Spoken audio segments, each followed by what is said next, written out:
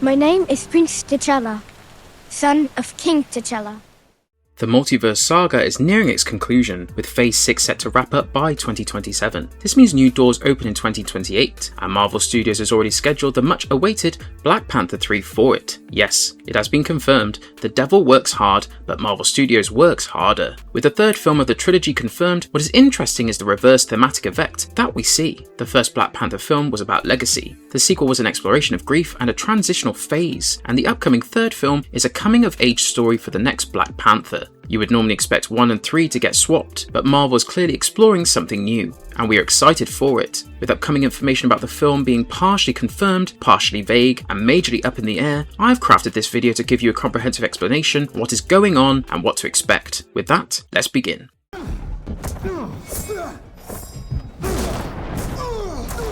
Wakanda's legacy so far. The first Black Panther film, released in 2018, marked a cultural shift in the world of superhero cinema. It was the first time a black-fronted film hit numbers so stratospheric at the box office that it joined the billion-dollar club. It was the most mainstream example of African representation within a futuristic world, two aesthetics that had previously not been fused in the eyes of the masses. It was also the most prominent example in the mainstream for a film to center a black superhero with Chadwick Boseman's Black Panther, subverting the previous tradition of relying on black side characters. But for me, what sets Black Panther apart with respect to its cultural victory is its authenticity.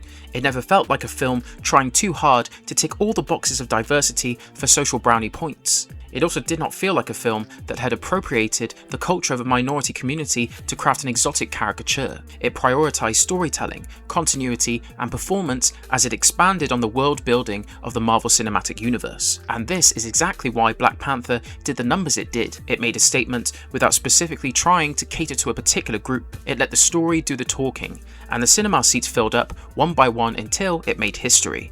The music was a fantastic homage to black culture, with Kendrick Lamar curating the soundtrack, while composer Ludwig Göransson worked alongside several African artists and musicians. It was a stark change from the utilization of stereotypically Afrocentric and old-school ethnic soundscapes. Instead, it embraced not what African culture was, but what it has evolved to become now. The themes revolved around topics that deeply affected the African diaspora, such as colonialism and the impact of European imperialism on Africa, introducing us to characters like Killmonger, whose antagonism did not come from cruelty, but as a product of racial injustice. And their misfortune struck with the untimely passing of Chadwick Boseman in 2020, following a 4-year-long battle with colon cancer. Fans and creators could neither comprehend the fact that he was gone, nor could we accept another actor replacing him as T'Challa. He had immortalized himself in the role with an extremely short span, so the 2022 sequel, Wakanda Forever, chose a different direction. Instead of replacing the actor or creating a plot where T'Challa is missing in action, the MCU chose to craft a plot point where an unnamed illness claims T'Challa's life. The death of Wakanda's king in a land loaded with vibranium makes it vulnerable to foreign forces. Shuri, Queen Ramonda, M'Baku, Nakia, and Okoye protect the country while mourning their loss, while Namor, the ruler of the underwater kingdom of Talokan, sets his sights on making Wakanda their ally, except he ends up becoming their enemy. With the conflict getting worse and the death of Queen Ramonda, Shuri is left isolated and alone now that she has lost everyone, and she ultimately becomes the next Black Panther to honour T'Challa's legacy and protect Wakanda. The film ends with Nakia introducing her and T'Challa's son, named Toussaint, or T'Challa II, to Shuri. The third film in the trilogy is all set to focus on him. Fans are super invested in seeing the path forged by the upcoming film. The first film focused on exposition, while the sequel focused on themes such as grief and legacy. However, the third film is a fresh start. The preservation of legacy continues to be important, especially with Wakanda being imagined as an African nation that never got colonized due to its superior defense thanks to vibranium, while the second film introduced us to Talokan, a nation shaped by both vibranium and colonial exploitation. However, now there is a need to create something new while retaining heritage, and this is where T'Challa's son and heir comes in, especially with Shuri not being interested in ruling. Because Black Panther is not just a story about superheroes, it deeply explores culture and lineage, which means the succession must go on, and with M'Baku challenging for the throne after Shuri's refusal of it, some believe the next story might pit T'Challa II against M'Baku for the mantle of king.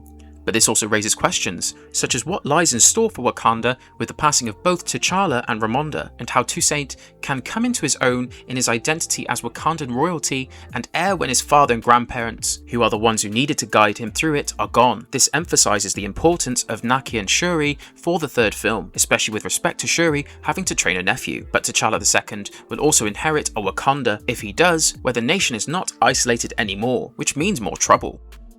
Ryan Coogler returns, the director's own words. The latest Comic-Con held in San Diego was the stage where Black Panther 3 was finally confirmed, and Ryan Coogler is returning as its director, after having worked on the first two films, with other notable works like Creed and Sinners under his belt. He is completely in his element right now. As proven by the results of the latest Academy Awards, Coogler has won Best Screenplay for Sinners, with the film reaching an overall tally of 4 awards in one night. It has also been confirmed that Black Panther 3 will be a coming-of-age film for T'Challa's son. With his eyes on the crown of Wakanda, the film is highly likely to mix angst with action.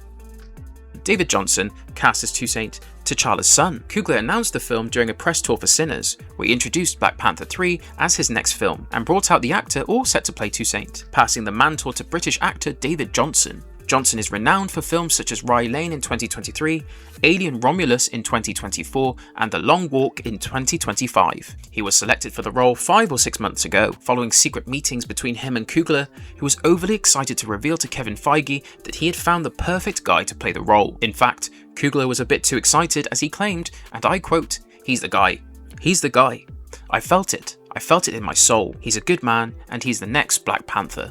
Many fans called it the perfect casting, with Twitter posts showing side-by-side screenshots of him and Boseman to exhibit how good the decision is. Meanwhile, there also exists an unhappy faction who expected Damson Idris to take over, more so because Damson Idris has been extremely popular online these past few years. But the overall pulse over the selection of a new generation hero is positive, because, as I have already addressed, recasting to replace Boseman would not have gone well with the fans. So the next best option was a reinvention. One issue that prevails with respect to an older actor being cast as T'Challa's son is his impact on time and how it will tie itself to the ongoing events of the Marvel Cinematic Universe. There is to be a large time gap now that a character introduced as a baby is going to be at least as old as Peter Parker was in Homecoming.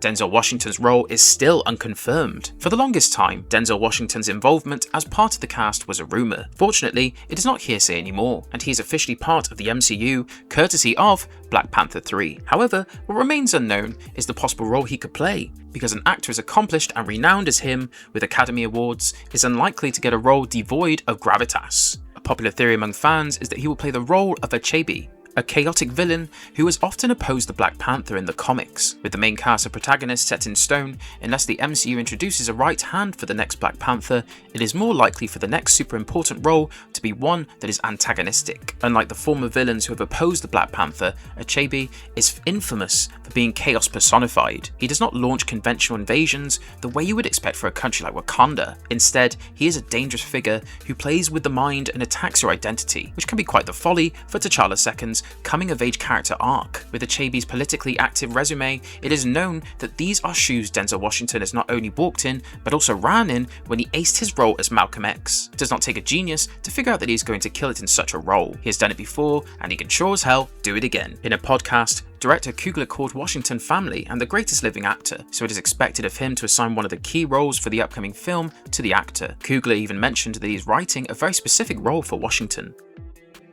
The returning cast, confirmed versus rumoured. Among the older cast, we will see the return of Winston Duke as M'Baku and Letitia Wright as Shuri, which means they will survive Avengers Secret Wars.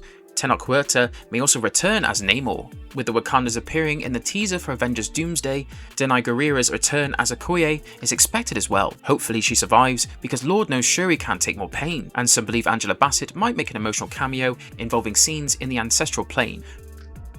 Production details, format and filming. Black Panther 3 will make history within the Marvel Cinematic Universe as the first film in its universe to be shot entirely on large format celluloid instead of standard digital.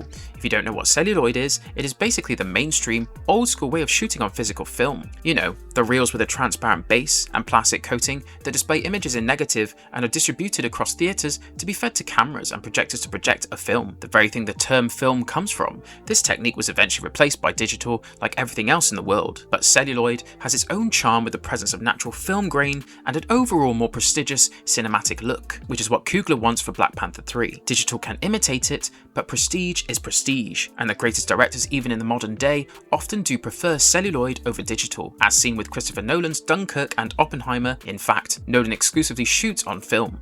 Other examples would be Greta Gerwig's Little Women and Quentin Tarantino's Once Upon a Time in Hollywood. The real release date timeline. Getting a grip when it came to the official release has been hard. Dates ranged across February to May 2028, but confirmation has finally come to us from Marvel itself, thanks to the recent Comic-Con, with Black Panther 3 being scheduled for a December 15th, 2028 release.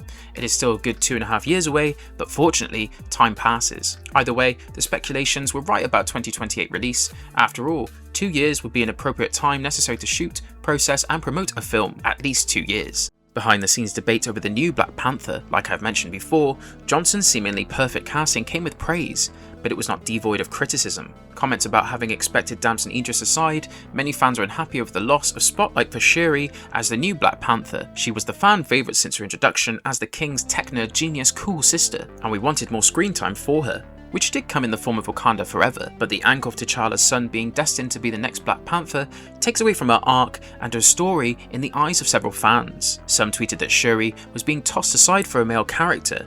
Others pointed out the MCU's recent tendency to sideline female characters. People question why Shuri was set as the Black Panther only to be replaced in a single film, which is a valid concern because it only makes her look like a filler Black Panther despite being a highly popular character. Letitia Wright, however, feels differently and claims that Shuri passing the mantle to her nephew is beautiful news, especially since she's already close to Johnson. From Wright's point of view, Shuri's role now is to not just pass on a mantle, but also her guidance and wisdom to the next generation. The actress is also excited to return to set and hopes to pick on Johnson. Meanwhile, other fans have expressed high excitement for Johnson as Black Panther due to him being one of the most exciting actors today. The idea of Johnson, Coogler, and Denzel Washington together keeps many on their toes. The creative team behind the camera. While the release date and some of the castings have been confirmed, what is still up in the air are the names that will be involved in the creative team. Coogler aside, there is Kevin Feige, whose return is expected as the producer because, duh, he is the president of Marvel Studios and has produced every single Marvel film so far. While Coogler has been listed as the writer, it is unknown if he is the only one in that role or if he is collaborating with someone else. Beyond this, everything remains unknown. The MCU has had a slump following Endgame and has failed to match the grandeur of the first 3 phases. The retirement of favourite cast members who were responsible for the foundational reputation of the MCU, such as Robert Downey Jr. and Chris Evans, obviously means that fans would struggle to enjoy the world without the people who made them fall in love with it. But with the passage of time, people have gradually come around to wanting to accept novelty again, and the response to the teaser for Avengers Doomsday has made it clear. With names like Denzel Washington and David Johnson joining the bandwagon, more and more people have expressed their excitement for Black Panther 3, which is only amplified by Coogler's recent Academy Award and his generational run with Sinners. Expectations are high, and there is a far higher probability that he is going to deliver once more, and December 15th, 2028 is going to confirm it for us. With that, this video ends. Hope you found it helpful. If you want to share something about the upcoming film with us, share your thoughts in the comments. Like and subscribe, and stay tuned for more videos.